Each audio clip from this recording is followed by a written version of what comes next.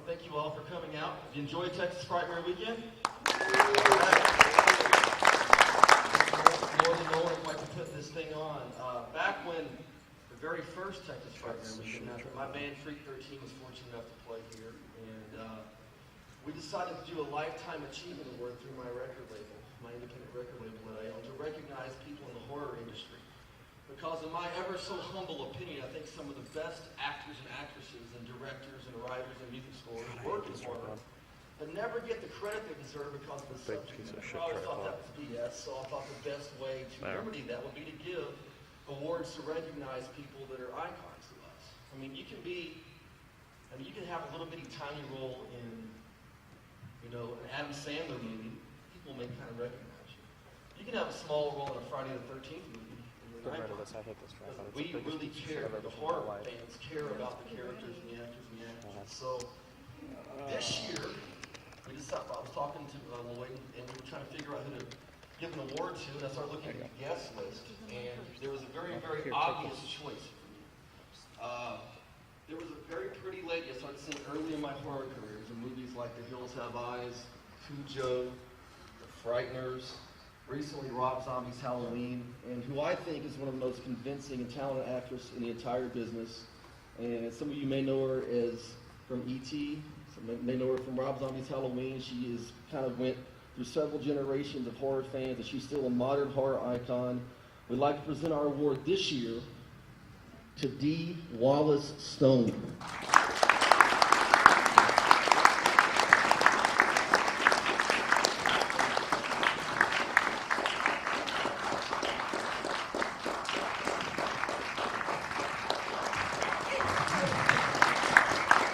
The mic is live, and that is what Texas Frightmare like.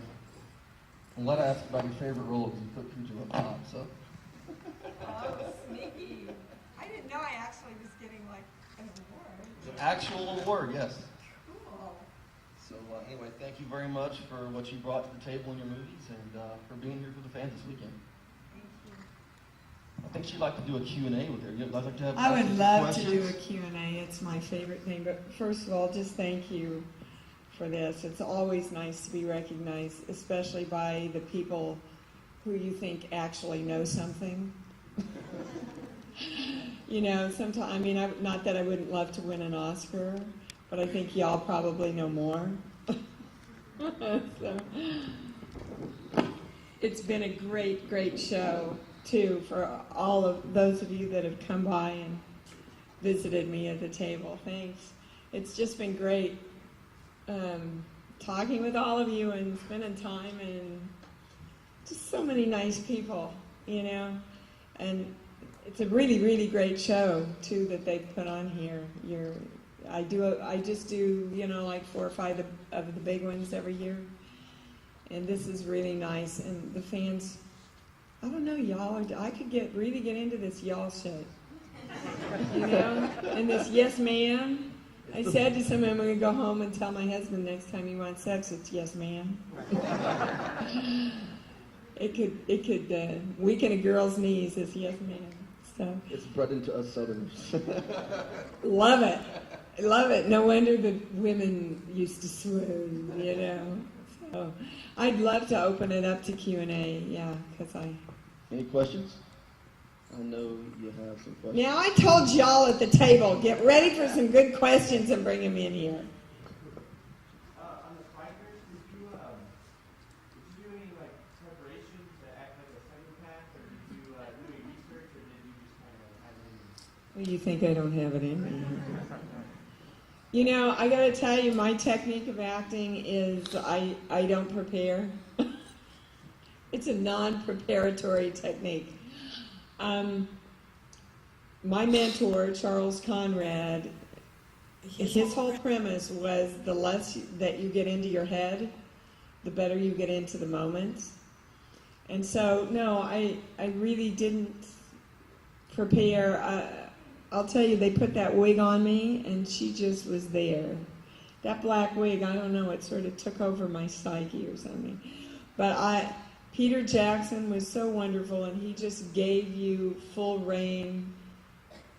He just go do what you know, what you find, and don't hold back and just go for it. And it was interesting when we were doing the wardrobe, because they brought me down early, you know, to get ready, and we were doing the wig and the wardrobe and everything, and they originally had me aging over the process, and we were in the middle of it. See, this is how it works, because if you don't think about it, then your instinct gets to subconsciously play and come forward. And we're in the middle of doing the wardrobe, and I said, you know, I think she gets younger. And Peter went, what? And I said, no, I think she gets younger when she starts killing again. She starts regressing. And Fran looked at Peter, and Peter looked at Fran and went, that's brilliant. So that's what we did. But did it come from here? None of my good shit ever comes from my head. Truly. And half the time, I can tell you, on just about every single solitary set I've ever been on, I'll be in the middle of a moment, and the camera's not even on me, but I'll be like involved with what the other character's doing. Like in 10 with Dudley Moore, I was just sitting there in between shots, and they were setting up a shot someplace else, and Dudley just started playing the piano. You know, he was a beautiful pianist. And I was so moved. I mean, I guess part of me was Mary Lewis sitting there listening, but I was so moved about Dudley's playing that I kind of became emotionally full. And Blake Edwards turned around to me, and he looked at me, and he looked at Dudley, and he turned around to his first AD, and he said, forget all that, bring the camera over here, we're going to pick this shot up of Dee listening. And it was just born like that. E.T., the scene at the dinner table at the first of the movie, I had literally, you know, it was just a dinner table scene, you know, and what Stephen did was he would give people lines. You know, when you work with kids, a lot of times their mothers over-prepare them. So a good director oftentimes will give them stuff right in the moment, and they don't know what it is, so they can't dick around with it too much. And so I worked just like the kids. So he would give them these lines that I didn't know.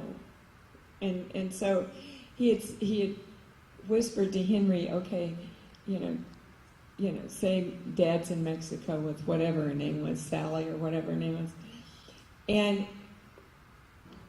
I took the hit as the character so much. I mean, it's so interesting to watch for me as an actor, because I don't do anything, and yet vibrationally you can feel her going inside, you know? And then the tears came, and Stephen came over to me and he said, why did you decide to play this scene this way? And I looked at him, I was still like in the, you know, and he went, like what you know, it just happened to her, Stephen. I don't know why it happened to her, but I just really took a hard hit. And he said, okay, we're not going to go on to that other thing. And right there in the moment, he had them build the little part of the set over where the faucet and the kitchen sink was. That wasn't even there when we walked in to start shooting. They built it, and he said, and I need running water. And they're all going, shit. You know? But within a half hour, that entire set was built. There was running water. And we picked me going up from the kitchen table over to the running water, and then he brought me into that big close-up where I say he hates Mexico. And it all happened just like that because of what happened in my performance that I hadn't planned. And that's the real beauty of filmmaking, is when you get directors who trust their actors, and I'm talking to any of you out there that or directing now, if you plan it out too much and you're not open to the magic, you're missing half of the possibilities of the moments that are going to put your movie on the map, really. Because, of course, you have to, bring in good actors that are able to do that, too. But as a director, your job is to cast the right people and then to be open enough. I mean, all of the great directors, I think Stephen gave me 3 directions the entire film. And one of them I didn't like. He made me dump the coffee cup over when I see E.T. up in the bathroom. I hated that. I said, Stephen, don't make me do that. It's so cliche. Please don't make me do that. But I lost that one. You ever find with, putting so much emotion in the roles that you carry them with you home after I used film? to. I used to a lot. I have letters that actually, and my mom made her transition a couple of years ago, but she gave me these letters that I had written to her during 10. I didn't write those letters. Mary Lewis wrote those letters. I'm going, oh my God. I used to feel like I had to hold on to it. But you learn, I think I learned actually after Cujo. It took me that long. But they treated me for exhaustion for 3 weeks after I finished Cujo. It was the hardest thing I ever did, that movie. We were freezing to death, first of all, the whole time. Looks like we're dying of the heat. You're working with 5 dogs and a 4-year-old kid. So whenever the dog and the kid works together, they're going to print it. So you have to be on the whole time. And so every scene that you see in Cujo, we probably did 13 to 15 takes of. So it was just, how much do I break down? When do I break down? How do I break down? And, what do I break down with? For about 3 months. Any more questions from the audience? Yeah. Then why was Cujo your favorite film you worked on? Oh, Cujo was my favorite because I just think I gave it everything I had. I think I surpassed what I thought I could do. And I look at it, I've seen it a couple of times on the big screen this year, again at film festivals, and I look at it and I go, I believe me in every moment. And that's a nice thing for an actor to be able to look at their work, and especially in a movie like that where you want to push, and you want to be dramatic and you want to have the emotion going, and just go, if it doesn't come, it doesn't come, I'm just going to be real in that moment. And I'm very proud of E.T. and a lot of my films, but I just think Cujo pushed me about as far as I could go, Back in some of the earlier films, like The Hills Have Eyes, which was, for the time, a pretty intense, and still is a very intense film. Was there any reaction from the public, like you being in horror movies, people, would they treat you any differently? Like, I have a friend of mine who was Jason in Part 6, and he's now the manager of the Flamingo Casino. And he had these neighbors he got along with great until they found out he played Jason recently. And he walks outside, and the people, and they really want the kids to come around him. You ever have any reaction like that? No, I have to say I've never had a fan mistreat me. I've never had a fan disrespect me. I've never had anything like that happen. I don't know. Everybody just kind of gets I'm the girl next door, and I act. I think a lot of that's the vibe that you put out. I remember Christopher, a lot of you remember Chris Stone, my late husband that I did a lot of movies with, and we would go to the Hyatt Regency in Maui, and I had just finished doing an MOW with Valerie Bertinelli, I think it was Valerie, who was married to Kiss. Is that the one that was married to Van Halen? Okay, right. I knew it was somebody. And so Chris and I rented our own car and pulled up and, paid the guy to get our... And they come up in a stretch limo with 4 bodyguards and, the whole thing. nobody leaves him alone at the pool.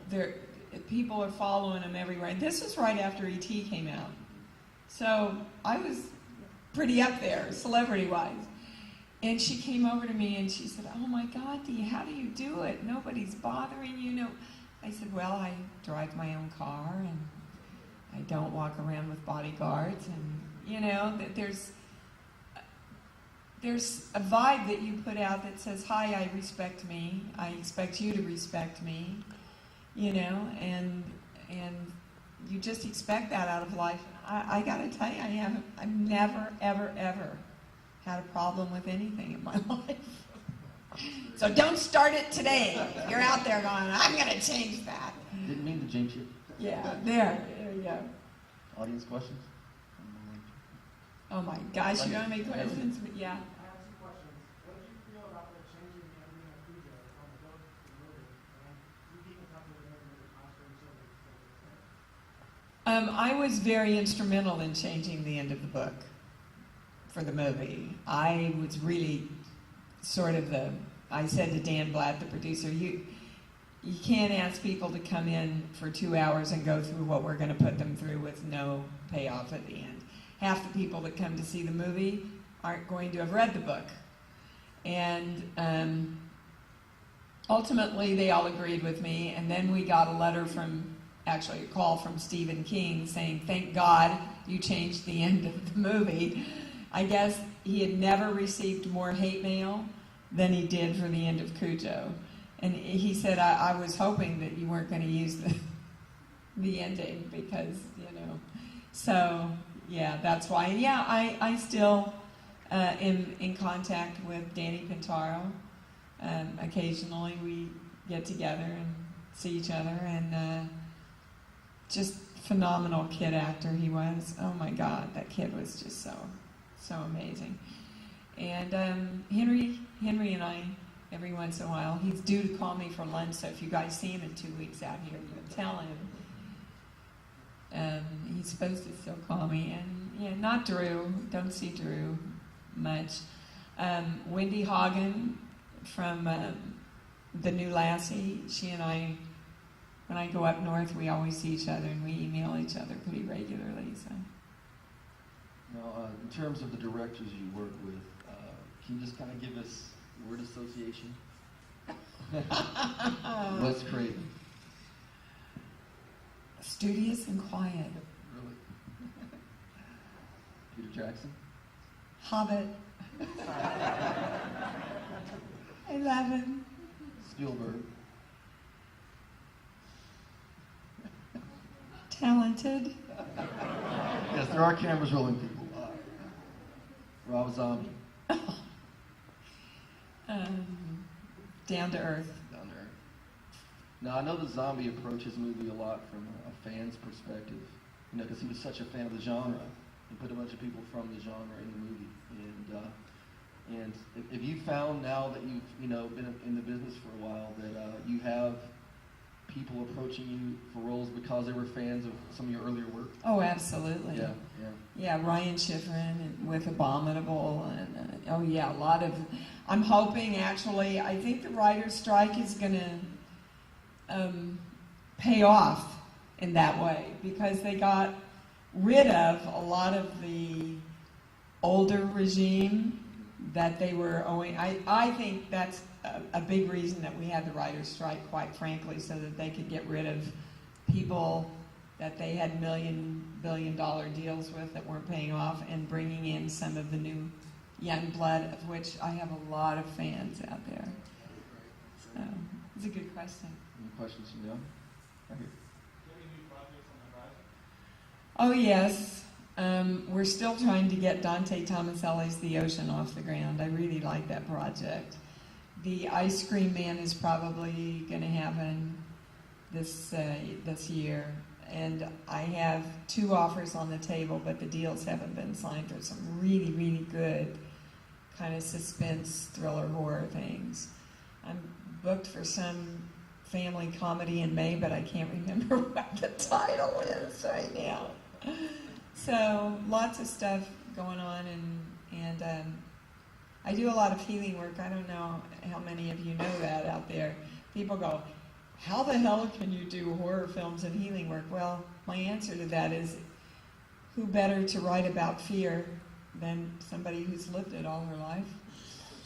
And so a lot of my time the last 4 months has been finishing that book and working with my editor to get it out. I do a lot of healing sessions in LA, and so I'm really passionate about that too.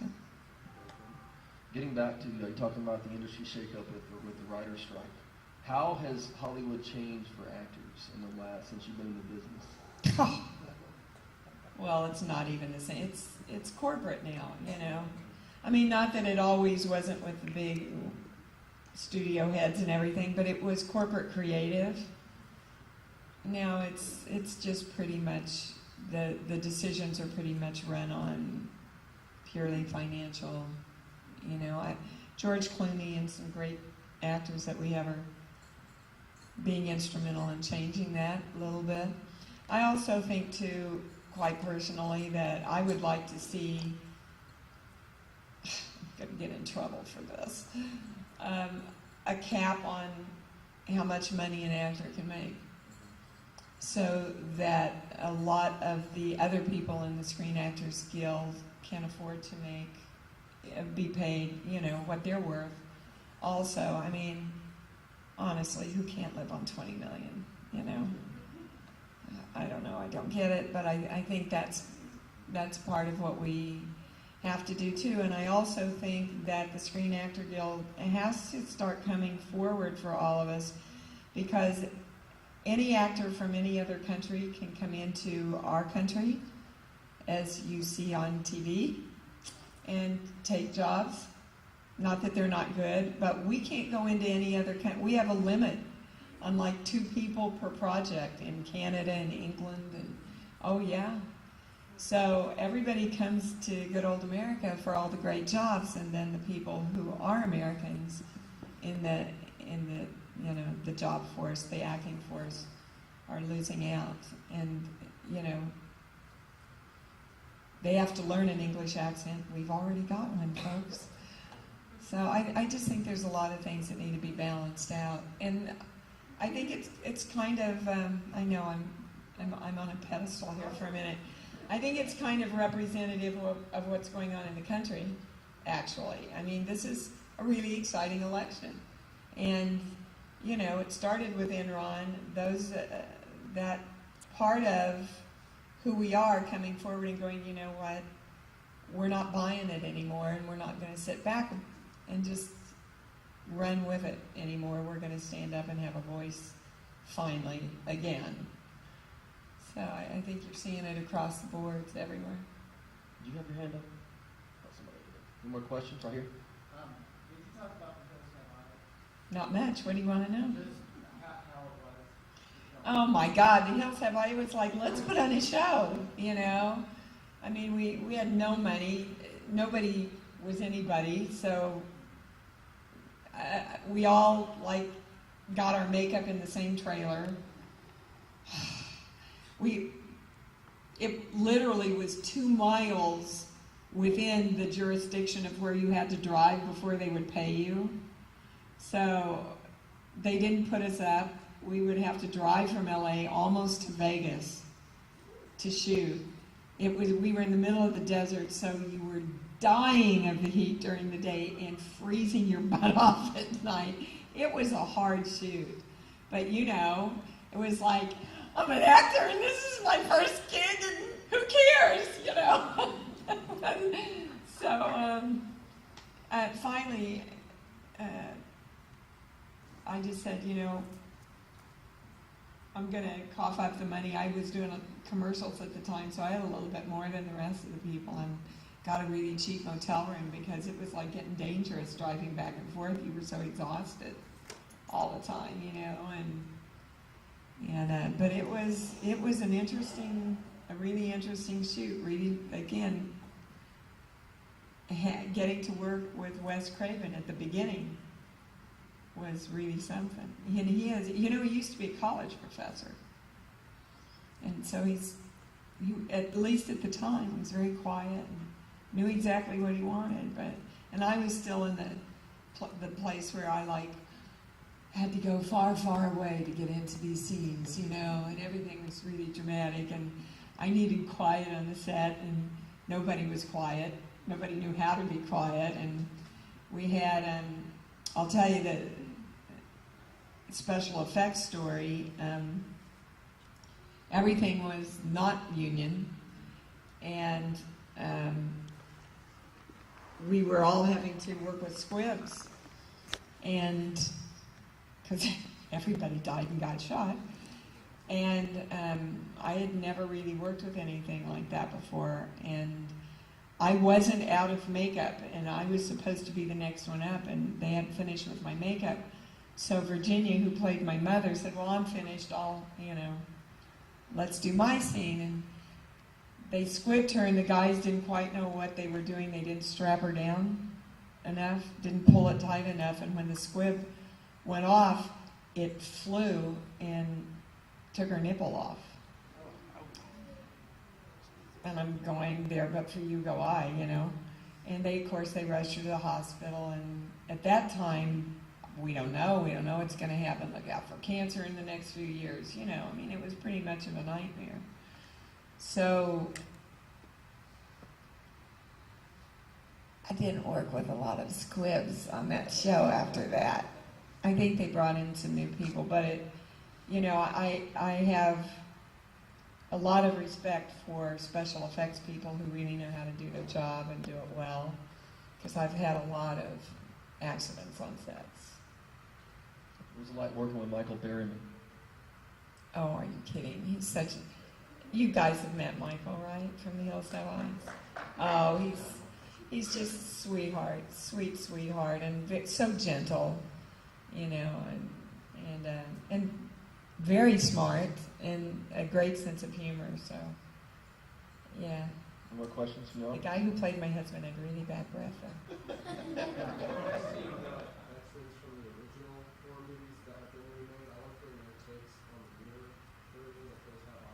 Oh, I thought ours was so much better. But then you're also on the other side of things as far as obviously on the take on Halloween, so you're on both sides. So, like last year there was a then and now Halloween.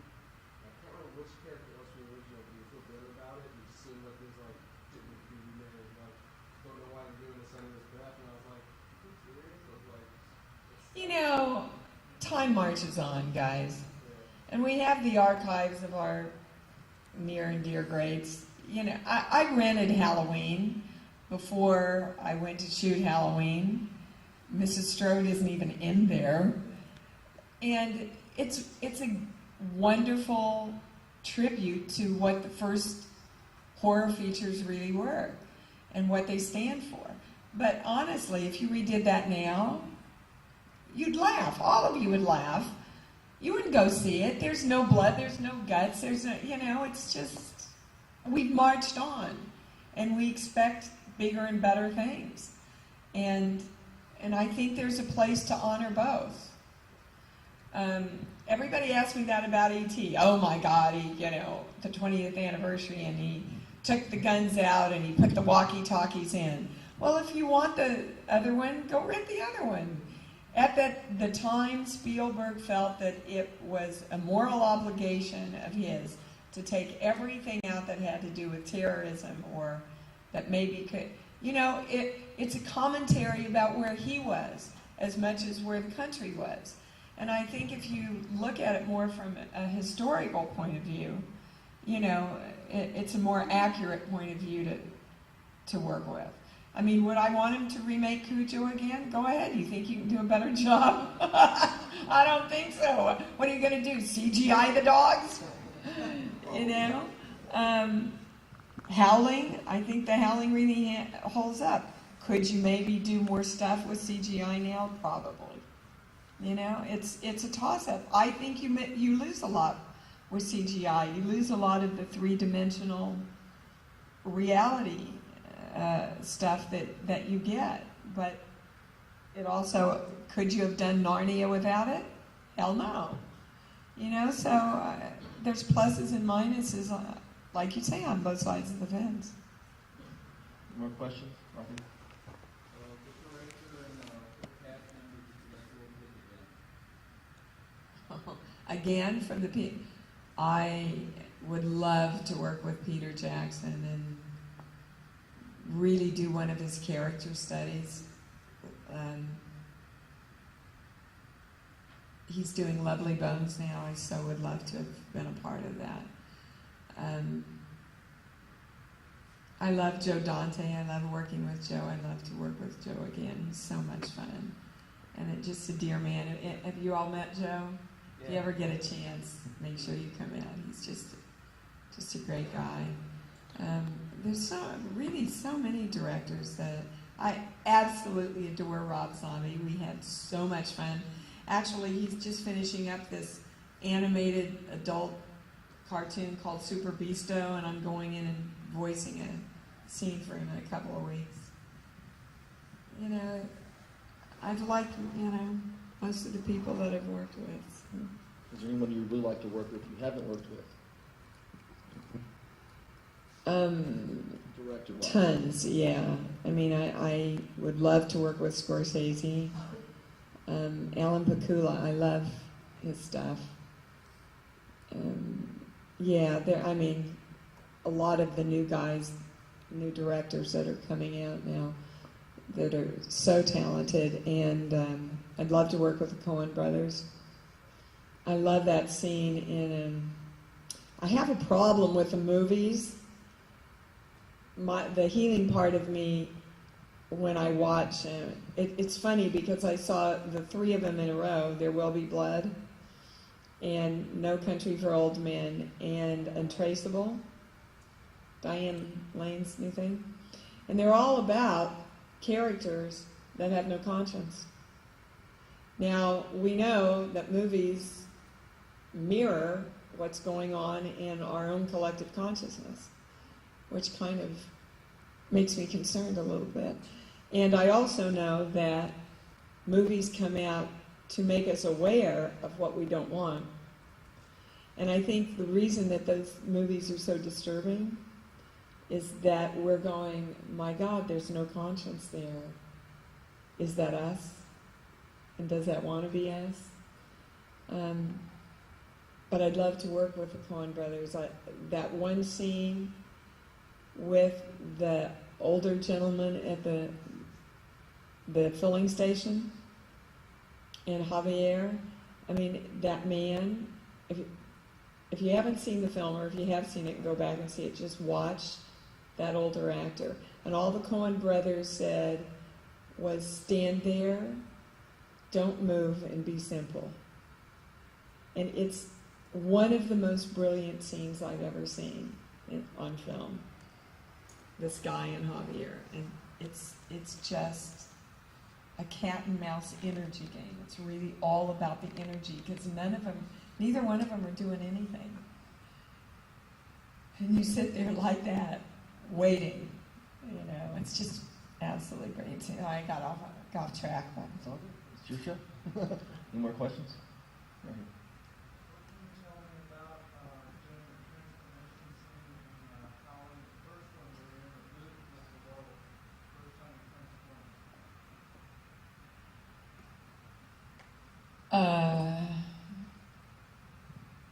In the porno booth? Well, I had already taken myself to La La Land. I didn't like that porno thing. I didn't like walking into it. I didn't like the vibes in there. But I think part of it was, Donna and me getting into all of that. And I just remember not quite being there, and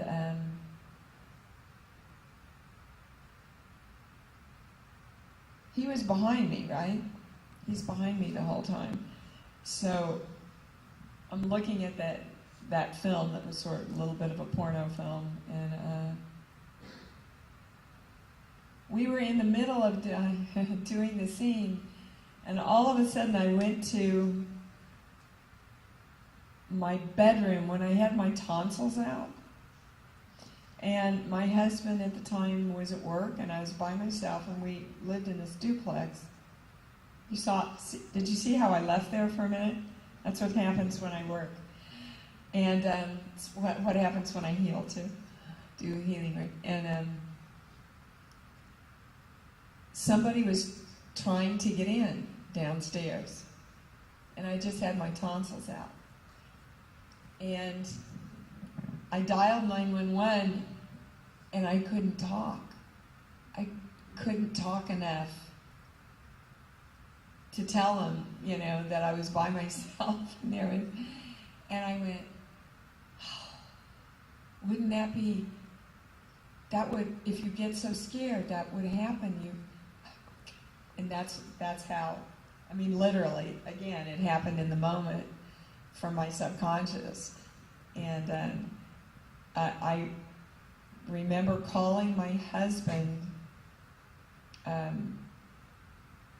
We had like some of the first cell phone things, and I called him, and I just kept going like this, and he went, Deanna, is that you, Deanna?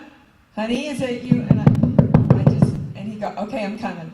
And he showed up at home, but that's how that scene was born. I don't remember anything else from that scene except that disgusting video that I had to watch the whole time in this kind of la-la place. But the big transformation scene, they put in all of the special effects months after I shot it. So literally, I was standing there, and Joe Dante, I love him to death, but he has this wonderful sense of humor, and he said, okay, Dee, so I'm going to talk you through it, right? So I'm here, I'm in La La Land, and here I hear Joe going, okay, he's getting bigger. Whoops, there come his ears. Oh, his nose is growing. And I start hearing in the background the crew going, cracking up. And I finally just lost it. I hardly ever break a scene, but just tell me the sequence, and I'm going to, see it on my own. And literally, that's how we shot it, to dead air, because there wasn't anything there until. So whenever, as an actor, whenever that happens, less is always the safer way to go, because the audience always fills it in for you. My job was just to vibrationally be as scared to death as I could be, and then you saw what, the special effects was, and you filled everything in. Did I answer your question? How much is it effect does the environment you're filming in have on you as an actor? Oh, I think it helps a lot. And sometimes it can be really distracting. A lot of stuff is done with just green screen now, So you really have to be able to fill in everything. It's sort of like an audition. You have to pretend that the casting director really can act and fill everything in. But the dogs in Cujo, for example, Louis Teague came over to me the first day and said, so Dee, Carl is a little concerned about the dogs. So we're going to use the dogs on their close-ups, and then we're just going to have somebody come up and bark and stuff when we cover you and Danny. Well, that worked on one shot. And I looked at Louis and I said, I'm thinking maybe not.